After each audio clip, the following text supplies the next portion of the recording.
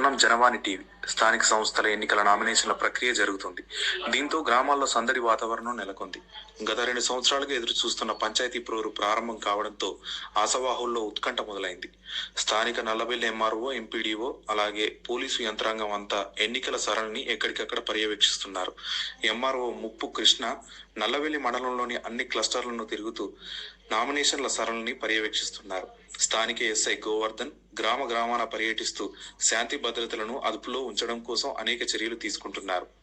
Nomination కేంద్రాల వద్ద అభ్యర్థులు లేదా కార్యకర్తల మధ్య ఉద్రిక్తతలు ఏర్పడే అవకాశం ఉన్నందున శాంతి భద్రతలను నియంత్రణలో ఉంచడం కోసం ఎక్కడికక్కడ పోలీసు బృందాలను నియమించారు.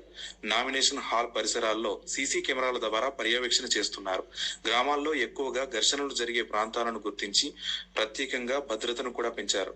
గ్రామ స్థాయిలో పోలింగ్ బూతుల ఏర్పాటు, పోలింగ్ సిబ్బంది నియామకం, పోలింగ్ కోసం అవసరమైన మెటీరియల్, అలాగే బ్యాలెట్ బాక్స్ల స్టేషనరీ వంటి వాటిపై ప్రత్యేక దృష్టి కేటాయిస్తూ ఎంపీడీఓ శుభ నివాస్ వారి పనుల్లో నిమగ్నమై ఉన్నారు.